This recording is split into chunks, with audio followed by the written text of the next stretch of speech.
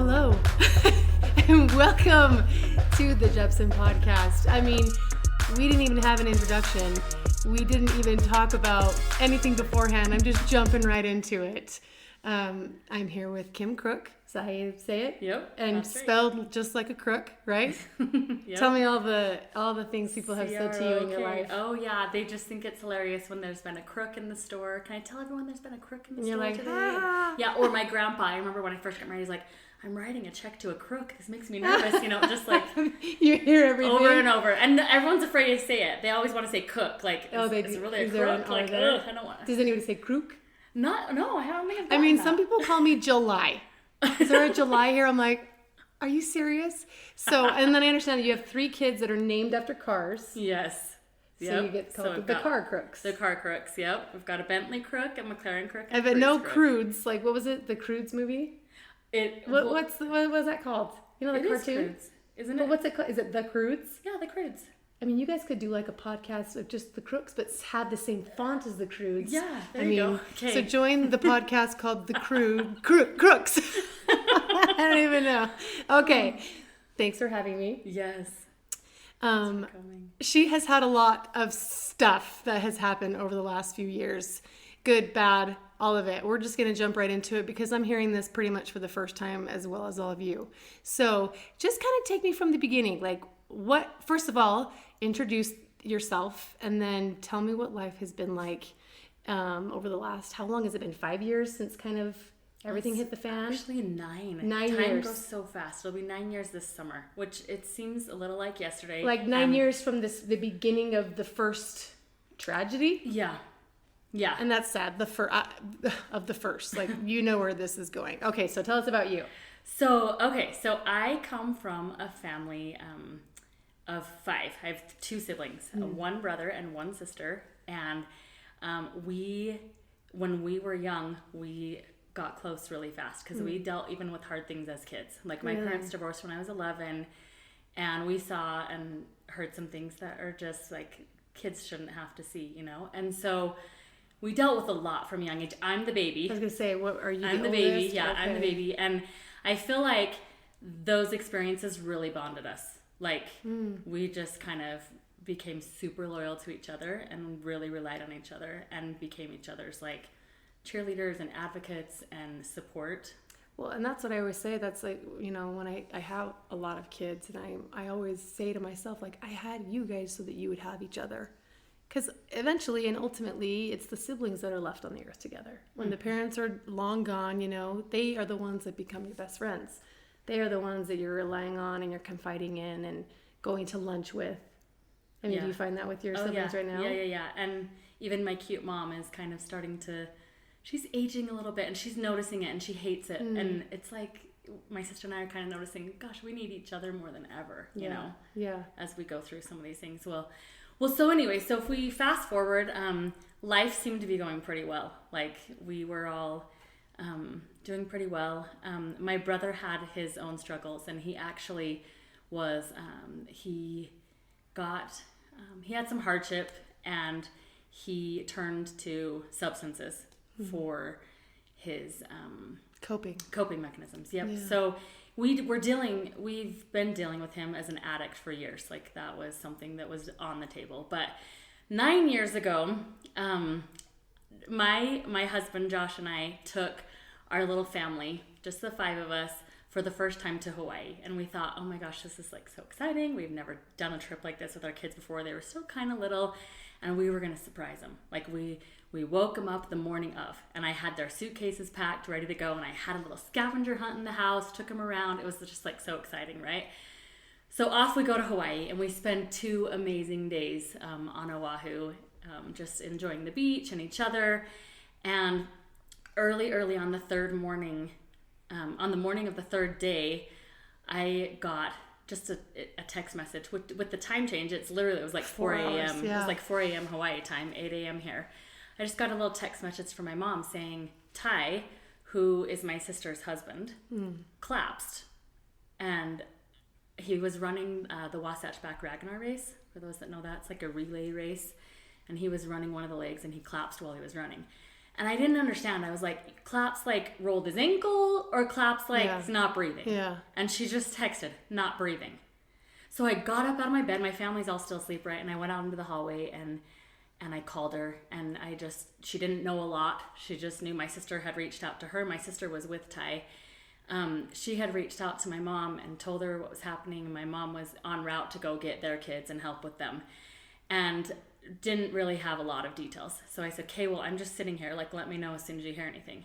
So I just sat out in the hall and just prayed my heart out, right? Yeah. Like, I just prayed my heart out. I had no idea what was really, really ahead of us. Like, Well, and did he have any like health conditions? nothing.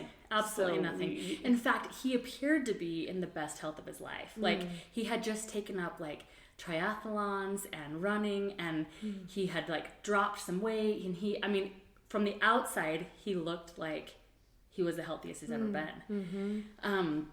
So anyway, so my mom calls back about 15 minutes later and says he's gone. I'm like, gone? Like, yeah, you still not quite sure what I she think I means by asked her that. like 4 times, are you sure? Are you sure? Like, it was just like rug ripped out from underneath. Like, this doesn't happen to our family. Like, sure, it's so sad when it happens to everyone else, but Yeah. this doesn't happen to us. Yeah. And so, I just remember I ran back into our room and woke my family up, woke my husband up. I was kind of hysterical. And then I called my sister. And she was on the other end. She couldn't even talk. I'm sure. sure. She could not even talk. And how many kids do they have? So she has 3 kids. Her oldest was serving a mission in Santa Rosa, California. He was 6 weeks shy of returning home. Oh, no. And then she had a 17-year-old daughter and a 12-year-old boy at the time. And so I remember I just like said to her, she picked up, but there was like nothing coming out of her. And I'm like, I'm so sorry. Like, what do you even say? Yeah. And she's just like quiet. I could just hear her crying. And I just said, I'm going to get there. I'm coming. Like, I'll get there as soon as I can. And the only thing she said to me was, hurry. Oh, That was pretty much all she said. She just needed you. She just needed me. And so Josh, my husband, got me on like the first flight that he could, which was like 6:30. And I literally just threw everything in my suitcase, hopped on an airplane. I remember going through the airport and the guy telling me, your suitcase probably isn't going to make it on your plane because you're too late. I'm like, I don't need my suitcase. It's fine. I don't need it. Care. Yeah. But anyway, long flight home, right? I get home. Just so happens that I message her as soon as I land, and she tells me to meet her at like gate D because she had gotten through security and her cute missionary son was landing Oh, he was kicking a half an hour after me. He decided, Oh my yeah. gosh. So he comes home, and I was able to be with her at the gate when she saw him, which was just a really tender moment. Obviously, you can imagine it was not the homecoming anybody wanted for that poor boy. Yeah. But anyway, so we come. I'm home. My family's still in Hawaii because they couldn't get on flights quick enough, and I have my suitcase, and I just go home with my sister. And I just remember it was a little bit of a role reversal when we were little, and we were going through what we did with my family, with my parents. She was my big sister, and there were a lot of nights that I would go down and crawl in her bed with her. Oh, what's the age difference? 6 years. Okay. So she was 6 years older. She was 17 when my parents divorced. I was 11. But I would go down and I would crawl in my bed with her, and that's where I felt safe. And I just remember it was like this role reversal. Like, here I was crawling back in her bed with her that night. But comforting her this time. But yeah, this time I was trying yeah. to figure out what to even do. Like, how do we even handle this? Like, just seemed so surreal and so unreal. Like, this couldn't possibly have happened. It was, it just, if anybody's had a sudden loss like that, it's so shocking. It is just so shocking to the core. So anyway, long story short, we go through, the whole everything with that. And I remember for the first 18 months after he had passed away, we talked on the phone every single night. My cute husband gave up that like evening half an hour, and every night I was like her pillow talk. And we just like buoyed each other, and me more than her, I didn't even know how to help her. Yeah. Like, it was just, I couldn't relate to that, but we did what we could, right? And she's amazing. She's absolutely amazing. But we get through that first year, and it comes time for that Wasatch Back Ragnar race again. So I'm going to put time out. Was this a heart condition? Oh, good question. Yeah, I was going to tell you. He had an undiagnosed bicuspid aortic valve. So your heart the aortic valve has Sorry, I'm like... I don't know anything about the So, anatomy. okay, you're There's supposed to have 4 3 chambers. valves. You're Okay. supposed to have 3 valves, and he only had 2 on one side of his heart. Like his whole life? Yes. Like, he was diagnosed with an innocent heart murmur, but they're thinking that's what it was. And they said you would never know unless you had a picture of your heart. Like, And why would you take a picture? And he never had any reason Yeah. to have that. He did have, like, as he was working out more and more, he noticed it was hard for him to catch his breath after a workout. And he went in to his doctor, and his doctor diagnosed him with exercise-induced asthma and gave him an inhaler.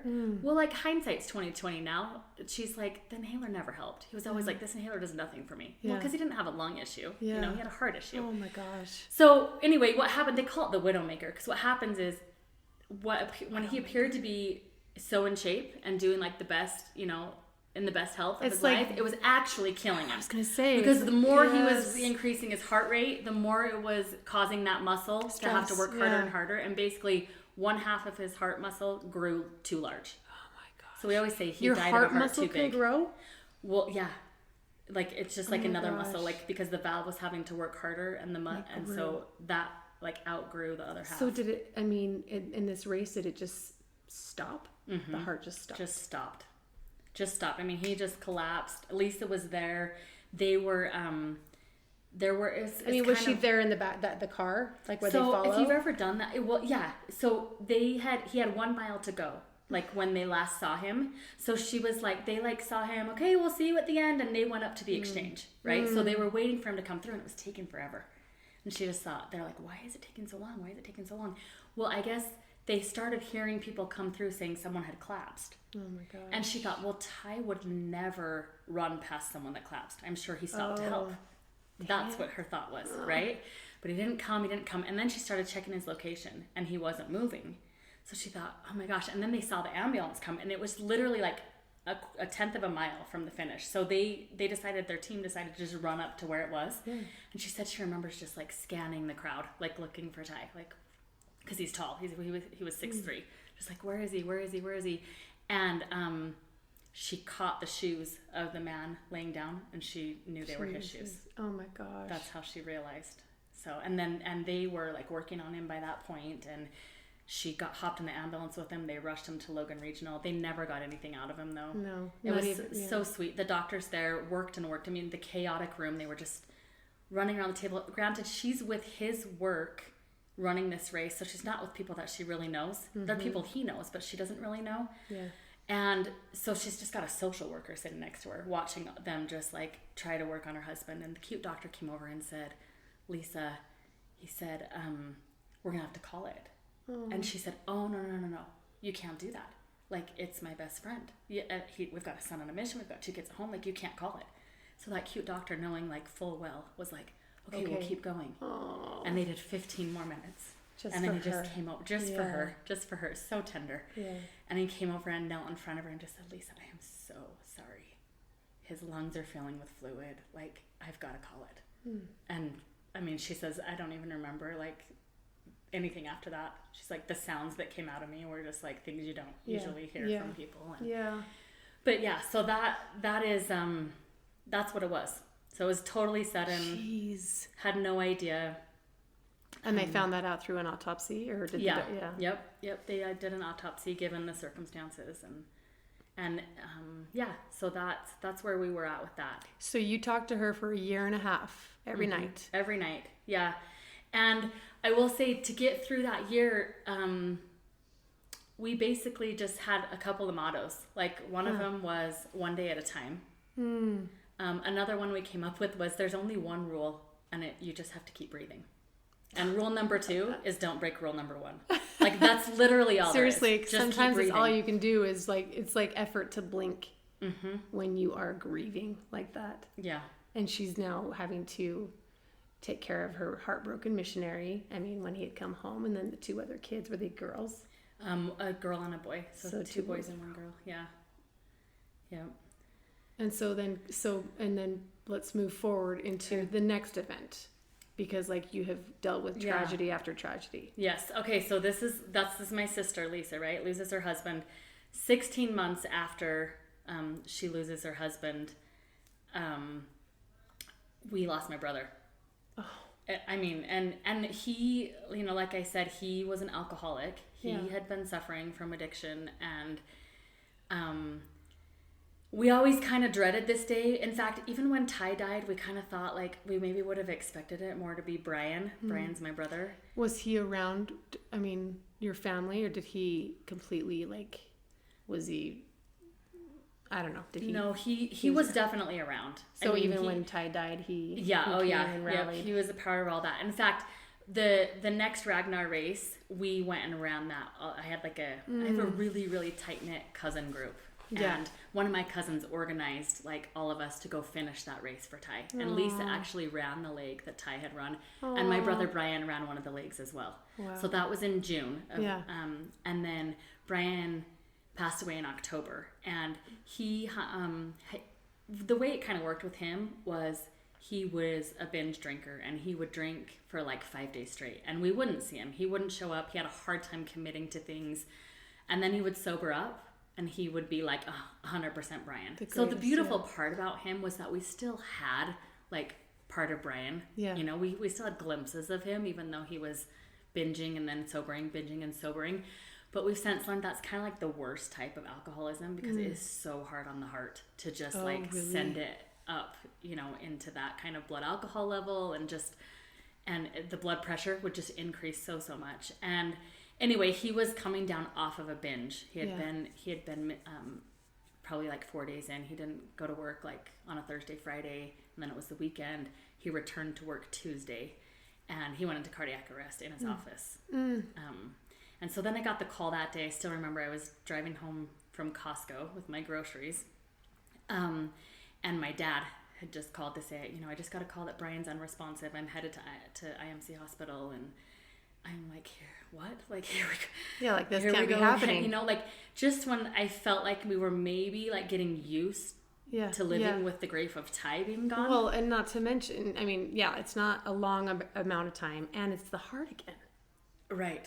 I mean, it felt so. Yeah, it just felt so similar. I am naive. Obviously, I did not know that it was like the heart that alcohol really affects. Yeah, it's kind of common. Like that. Yeah. So then, what happened when? So, such a similar story. My dad sat there and watched them work on him, and just no response. By the time I got there, they were done trying. But, oh my gosh. But, could your sister even go? Yeah, she did. She did. And, I think she had to pull over like on her drive when I called to tell her. And because first we just heard kind of similarly, like Brian's unresponsive. So she's like heading down, I'm heading. And then I got there and he was gone, and I had to call and tell her that he's gone. Mm-hmm. Before she showed up. Yeah. Yeah. And it was just like, I mean, so my only sister loses her husband, and now I'm losing my only brother, and our family's dwindling, right? Oh my gosh, it's just, seriously. I mean, luckily we had some, like I said, amazing extended family. We have actually some cousins that we call them our double cousins. So our moms were our sisters and our dads are brothers. No way. So we share like the same two grandmas, and fun. We have just they've been like siblings. Yeah. They've literally been like siblings. Like, so we go through all that with Brian, and I mean, words can't even put, like, for me, it was kind of different for my sister, but for me, the loss was deeper, right? Like, I went from losing a brother-in-law, which was really hard and so hard to watch my sister go through and her family, but now a brother, right? You know, right? And in some senses, it was the opposite for my sister. Not that losing a brother wasn't hard, but it was a different kind of loss than losing a husband. Yes, for sure. And so then it kind of became tricky to grieve together a little bit. Like we had to work through that a little bit, because it was there tricky, like where you'd feel like one of you had it worse than the other kind of thing. Kind of just like I was afraid to it was probably more within me. Like I was kind of afraid to like really open up with my grief or let my grief out in front of her, because I thought, well, how can I be this sad about my brother? Like she's lost her husband and her brother. Mm-hmm. Like, so, you know, and it didn't like lessen your pain though. That's what's so hard. Like your pain is still just as valid and just as hard, even if it's not as hard as what we think hers is. Right. You know, like, but it's hard to like express how hurt you feel when someone has it so much worse. And then you shut down, and then it festers inside. Oh, I was really bad at that. Yeah. I was really bad at that. I think it's human nature. And you can imagine the anxiety, right? Like suddenly it just, like in 16 months, we lose totally out of the blue. Ty was 47 and Brian was 41. Oh, geez. Yeah, and so young. Yeah, so young, right? And so then it kind of became like, who's next? Oh my gosh. Like in my mind, it was just like kind of this anxiety. And I remember after Brian especially, I kind of felt like I couldn't talk to my sister for reasons that I just said. And I just felt, I've never felt that down. Like I have never felt that lonely. I can remember specifically one day I had just left the gym and I was like losing it. There was a guy at the gym that looked like my brother, and like, bless his heart, he had no idea, but it was like so hard for me to see him there.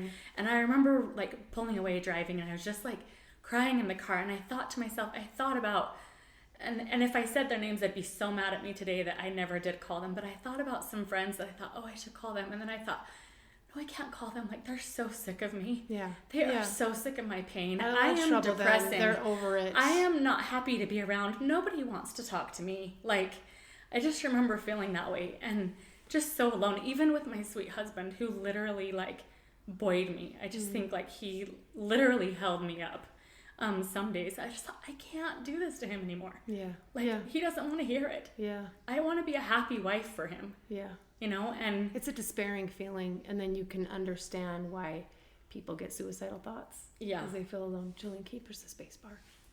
Thanks. Just so I know it's recording. Thank you. Oh yeah. But we had a lot of close family, you know, that helped, and this family of cousins that were like my double cousins that we call them. They were amazing. They stepped in. I mean, cousins are still to this day my best friends, and that's why I had so many kids also, because I grew up with cousins. I wanted them to have that other family. Yes. Well, I'm so glad you have so many kids, because I think all the time I didn't have enough, because my mom had 3, and now I've lost a brother. And my sister's lost her husband, and you can imagine it's Josh and me and my sister at family events. Yeah, because he never did marry, huh? Yeah. Your brother. Yeah, well, he did marry, and then he divorced. Okay. So he does have a son who we absolutely adore. And he's a part of things. Yes, his mom's amazing, and he's been a part of things through all this. So we're really grateful for that. But still, it's just you and her. We're small. Yeah, I'm like, dang, I should have had 8 kids. You did it right. You did it right. I mean, hopefully there's always 8, and they never have to experience this. But okay, and that was in a 16-month. So that was in a 16-month span. Okay, so then 12 months later. Jeez, there's not a lot of time here. No, there's not enough. It's not enough time. 12 months later, one of my double cousins. Oh my gosh, I wasn't expecting that. Yeah. We lost him. He was 39. And how did he die? He also had a substance abuse problem. Yeah, he had But that's like losing another brother when you have cousins that close. Oh yeah. Absolutely. So in some ways it was good that we had these double cousins, because we felt like we had more people to help each other through. But suddenly, I mean, he left behind 3 girls. I was gonna say, yeah. So now we've got Ty's 3 kids, my brother's 1, and then these 3, and they're calling themselves like we're in the Dead Dad Club. Oh my God. I mean, they kind of make light of it even to this day, but it's like not really that funny, you know. But it's kind of how they cope, I guess. It's how they deal with it. So. But yeah, so that I just remember that one too. I mean, But it's just insult to injury. With you couldn't prevent Ragnar because nobody knew what was happening. Nobody knew that there was a condition. The other 2 were preventable in a way, right? Yeah. But to lose them both the same way, it is insult to injury. It is opening the wound and pouring salt in the same place. Right. You know? And we're talking about like just over a 2-year span for all 3 of them. Yeah. It's like my grandfather committed suicide, and then my uncle, his youngest son, committed suicide, but the same way and in the same place. So it's just like the family trauma, you know, it's just like stirring things up all over again. I'm sure it just was all triggering and fresh for you guys. Oh yeah. It's almost like the wounds never, I mean, I don't know that grief ever fully heals, but you kind of get used to living with it. But like just when you feel like you're kind of getting a grip on things, you're right. It's like it rips open. Yeah. And then another wave, you come up for air. And then that was another one of my wave. favorite ways people described it. And that's probably, I think that's how it is, not even just with grief, but even with any sort of, but like, trauma. it's just like the ocean, right? And like, there's times when like everything's calm and it seems great, but even still, like 9 years later, you know, the waves come. Yeah. And they're just as intense when they come. They might not last as long, or there might be more space between them, but they're just as intense when they hit. Oh my gosh. You know? So we're not done with the tragedies, right? No, so I know, unfortunately not. But I mean, I feel like then This is like I've said this before in a previous podcast. We have the Jeppson curse. This is like the crook curse. yeah, it felt like it. Yeah, Yeah. I'm sure it did. It So felt. then what? Then what? So then it was my dad. My dad has a crazy story. I mean, when he was 7 years old, he had to have one of his lungs removed because he I had didn't like. know you could live with one lung. I knew Well, about yeah, the kidney. and that was in like 1953 Yeah, when they had it removed. I mean, they didn't give him very long to live, so he lived to 72, and everyone thought that was fantastic. But 72 is not enough when you're the daughter, Yeah, right? Yeah, And when you feel like you're losing everybody, totally. like I can't lose anyone else. Oh my you know? gosh. But his was a totally different kind of loss. He went into like more like heart failure, and his oxygen levels started dropping. He was on oxygen for a great like the last 6 years of his life, but he went into like oh gosh, what's that called? When AFib, is that what it's called? When your heart, yeah, Something like that. and he because of his like lung condition, and everything, they didn't feel like they could reshock him. Like the anesthesiologist wouldn't even put him out for it. So then they just tried to manage it with medication, and it just didn't hold. So he ended up going home on like 16 liters of oxygen on hospice, and it was a totally different kind of loss. Like fortunately with him, we were able to have those like really special conversations because you knew it was coming. Because we knew it was coming. But I guess there's nothing like this. Maybe some of you have experienced this, but like I remember the day that we left the hospital and they transported my dad in like a medical transport van, and I'm following this van and I'm thinking in my mind like, this is the last time like he's gonna be out of his house. Yeah. This is the last time he's gonna be on a drive. Like there's just like, I don't know. It's a trippy feeling, you It know, is. and you wonder what he's thinking. Oh yeah, he was so brave. Oh, He was so brave, and you know what? He was so excited to go see his boys. oh. You know, that was yeah. part of what he was thinking. And how was your mom? How has your mom been through all of this? I know. My mom is amazing. She's next She on is the Jeppson podcast. She coming should right be. up. She is absolutely amazing. Yeah, talk about a gritty mom. She's Oh, been through man. pretty much everything you can imagine. And the amazing thing about her is I can't even tell you a time that like she doubted like her faith. She's always just had this like positive, you know, she's a mom who knows. She is a mom who knows. Yeah. And I've been so grateful for that she's never wavered. Yeah. It has helped me stand on my own 2 Yeah. feet, you know. Yeah. It's helped me not waver. And I remember like even just a couple years ago, everything's kind of seemed to be falling apart still. I mean, these things last forever, Totally. right? But like close family members around me were struggling with faith and things like that. And I just remember telling my mom like, thank you so much. Like because of you, I know I will never stand alone. Yeah. I will never stand alone because I have you. Right. And I'm so grateful for that. So I'm trying to be that for my kids. Like Right. I want them to know like you never have to do this alone. Like Right. your Right. mom is standing in faith with you, you know. Aw. But So yeah. when he finally passed, was it peaceful then? Or not so much? It was sudden, even though we knew he went like much quicker than like even the hospice doctor anticipated. And so, you know, it was quick. I'll just put it, I don't know how peaceful it was. I wasn't there, you know, but it was quick. But it wasn't as traumatic, maybe. It didn't right? feel as traumatic. Yeah, as but the we've others. definitely talked about how like there's not like I know. there's not A like better good way to die. Yeah, there's Right. no better way. Jeez, I know. You know, because I mean, it was so touching watching him muster up the courage. But in some ways, like we always talk about Ty and like just like not knowing, like just being able to like live your life to the fullest and running a race and dropping, like you know, like. Yeah. But I don't know. My sister probably would have liked to have had one last conversation with him, knowing, you know. Because you got to have that with your dad. Yeah. Right? Yeah. Oh my gosh. So 4 losses in how much time? So it was 4 losses in 3.5 years. Oh my gosh. That's a lot. Did you guys get therapy? Yes. Good. Yes.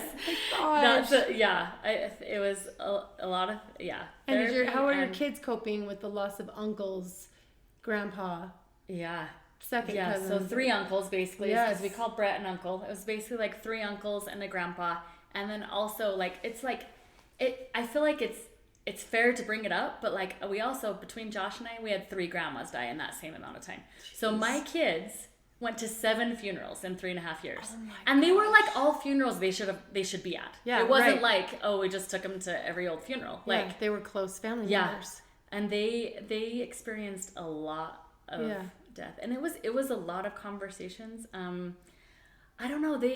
My daughter recently wrote about it. She was seeing someone that was helping her through some stuff, and she recently wrote about it and talked about how. And I'm not like trying to pat myself on the back by any means, but I'm just like saying like our kids are watching. And it wasn't even that she was complimenting me, but she just mentioned like my mom went through really sad times. She lost her brother and her dad and her, she like named all these things in her little writing, and she just said, she's taught me how to have character even in the hard times, and you got a parent paycheck right there. A parent paycheck. Yeah. Hey, you gotta take those when they come. I know. You gotta put them in the bank, deposit them. Yeah, because the withdrawals come just as quick, right? Seriously. But yeah, that had to make you feel good. Oh yeah, it did. And the thing is, I don't really think I did anything that special. Right. I don't know what I did. I was in complete survival. Mm-hmm. Like complete survival. But you learned it from your mom too. And in some senses, I actually I wasn't the mom I wanted to be during those years. I wasn't the wife that I wanted to be. I wasn't the daughter or the sister. I wasn't myself. Right. I was not. I'm like, how could you have been? Yeah. And then just this fear of like, who's next? I remember like being in the shower, like making up in my head who was next and crying over it. It's trauma. Yeah. It's preparing yourself for the next shock. Yeah. You are your brain in your body is in the defense, fight or flight, and you're at the moment frozen. Like I didn't want to do anything, say anything, or blink an eye in case like it jinxes this right. This period of peace. Yeah. So was that it though? As far as like the death chapter, I mean that I feel like chapters. Yeah. Then what happened after that then? I just feel like then, not really. I mean anything. I mean life. Yeah. Tons of things, just like that's how it is. It's just like, but nothing major. I mean that kind of sums up like. I mean we've had other losses since, but nothing that's 3.5 years of so close. So okay, so tell me how you've explained a little bit about how you got through it. What else could you add to that? How did you cope with the over and over again? I mean, the first time, right, you had your sister and she had you. The second time it was a little weird with the two of you. And so how did the grieving process change, and did it get better in a way, or like... Yeah, oh, definitely. I feel like, and not to say that we didn't like keep helping each other through, because we absolutely did. It just but you got felt different. More despairing in the sec with your brother's death. Right. And I just felt like I couldn't put that on her, right? Yeah. So I felt like I didn't have, the same support. And not that she wasn't willing to offer it. It was just your own heart. Yeah. And not wanting someone else. Yeah. But one thing that we always said, and maybe you've heard this before, I don't know, we came across it. I don't think they were like, we didn't call them memes in those days, I don't think yet. But but one thing that got me through, honestly, and something that we would say to each other all the time, was that our track record for surviving hard days so far is 100%. I love that. And we've survived 100% of the days. That's 100% of the hard days we've been through, and we can survive this one too. Yes. So that one was huge. I feel like, gosh, let me think. What else got me if you were to look back on it. Oh, okay. I'll tell you another thing that got me through. One of the and this probably comes from my mom. I feel like I was taught this. This is how she is. But I jumped to work. Like, I wanted to serve. Like, I knew that that's where I could find joy. In fact, if I... Like working as in service, not so much getting a job. Right. No. Yeah, not a job, as in serving other people. So let me rewind just a little bit. When Ty died and Jaden came home from his mission early, Elder Zwick, who was of the 70 at the time, came and had a special visit at my sister's home 3 days after Ty passed away. And I remember distinctly to this day one of the things he said that has just stuck in my brain. And he was telling my sister that despite these terrible, like despairing circumstances that she was in, that there was still a lot of joy for her to have in this life. And in that moment, she didn't... I was going to say, in that moment, you don't want to hear it. You don't. You don't want to hear, there's so much ahead of you. You're wanting to sit in the hurt, because it's like I mean, for me, I'm taking away from this experience, but I feel like if you are looking for the joy, you have already dismissed it all and you're like over it. For me, in my life, it's hard to push it to the side and focus on the positive. It's like I haven't respected this loss. Yeah. You know? So well, but here's something that I learned is it doesn't have to be either or. It can be both. That's absolutely what I learned, because while I was grieving on one side, in fact, while I was still losing people on this hand, I was still able, I started hashtagging everything on my Instagram, our journey for joy. And it would be the littlest things. I mean, luckily I had a 5-year-old at the time, so it's pretty easy to find joy in a 5-year-old, right? Yeah. And suddenly it would just be something he would say, that would be my joy. You know? Or the way that it was described by a therapist was actually like, it's like this grief is like a giant beach ball. And when we're trying to like push it underwater and make it go away and find the joy, like you can't, right? Because eventually it's just going to pop up in your face, like all the pressure. Yes. But if you just learn to let the beach ball float next to you, it's not going anywhere. It's going to stay there forever. But then suddenly when you're not working on pushing it down, you can see, you know, the palm trees. You can see the other beautiful things. And it might just be floating behind you. Yeah. But it's always there. See it. Yeah. And sometimes it might come right up in front of your face again, you know, because it does, like the waves, like we talked about. Oh, I love that.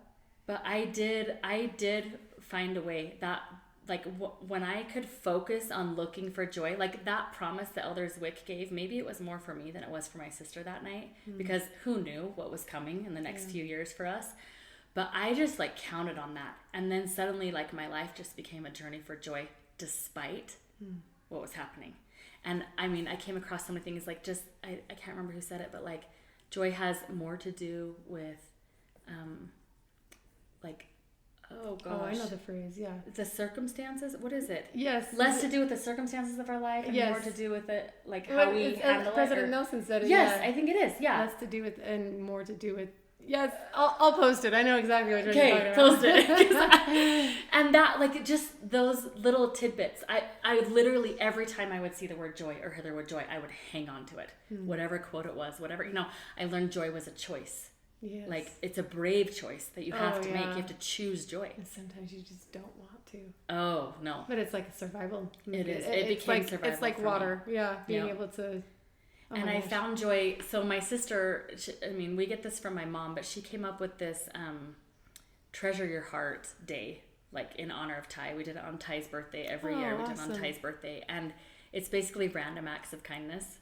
And she made these little tags that just say like treasure your heart and have his name and his birth and death date, and we would leave them wherever we would do these little random acts of kindness. So like my kids would take like treats to school or jump ropes at recess and like leave them with a tag on them for kids to find. And our family, like I said, my cousins and everyone, they just jumped on board. They would pay for someone's gas and just leave like the journey for joy or the treasure your heart tag. We did all kinds of things. We did big things, from like making sack lunches for the road home to just the littlest things, taking in someone's garbage can and putting a tag on it, you know, like. So you just poured into service. You poured into focusing on somebody else, and then conscientiously, I can't say that word, looking. Yeah. For joy. Yeah. And diving into the service actually gave me joy. It was the one thing that if I could do something for someone else, then suddenly I felt I could see the joy. And that was how you got through it. That was your survival. Yeah, for sure. Yeah. So, but be sure to mention your festival of trees. Oh. With the 7 covenants. Oh, okay, yeah. So one way that Christmas is always, like, I swear Christmas is the hardest. It's the hardest time of year without people. Like, I mean, I think anyone can relate to that that's lost anyone.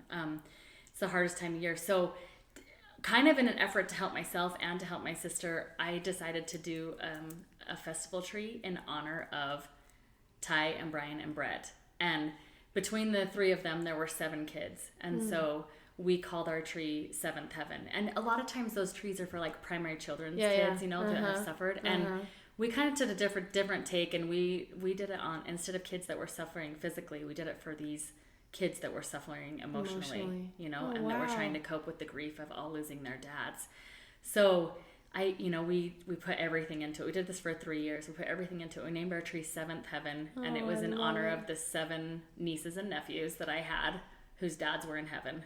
Oh. And I had them help. I would have them choose, like I did 7 stockings, and I would have them all choose the things that would go inside the stockings and tried to make them a part of it. And as Auntie Kim, like it helped me so much to be able to love those nieces and nephews, like to do something for them, because really you feel so helpless. Like, what can you do? You can't fix the problem, right? Like, so that was one way that I found a lot of joy. Yeah, because you're not only honoring him, but then donating to the Festival of Trees, which is helping primary children's kids. Yeah. So, do you have any advice for anyone who eventually will lose someone that's watching this or has lost someone? What would you say that helped you? I mean, we've talked about, maybe in a nutshell, is it forgetting yourself, going to work, so to speak? Yeah, I would say, I mean, but really, I mean, a lot of that is so much easier said than done. That's not even like possible some days. Yeah. It's not even possible. Yeah, and maybe not when it's fresh. Yeah. But when you finally can get out of bed and put your own clothes on and feed yourself, and those waves of grief come, what would you tell your kids?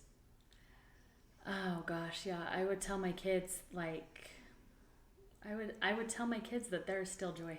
That is the number one thing I've learned. There is still joy. As bad as things get, there is still joy. And I would tell my kids that the other thing that I've learned, like, I'm not afraid of death. Like, I see the big picture. And I've had experiences where I know that my brothers and my dad are not far. Yeah. I was going to say, have you felt them? Yeah. Wow. Absolutely. Yeah. In fact, even just 2 weeks ago, I had like an amazing experience where I knew they were right with me. And so I guess in a sense, I just think like the big picture, like the big picture has become so clear to me, and the perspective of like why we're really here and what we're really doing and what the purpose is, you know? And I mean, I would tell people today, before they lose somebody, I love this, President Monson, I believe, said it. That's the beauty in this loss, is that you take so much less for granted. And that you're able to find the joy in the moment, because you know the pain of what could be. Well, you know firsthand, you felt it. You witnessed it. So that would be like a big piece. I know it's like so easy to say, you know, but like every day is a gift. Every day is a gift.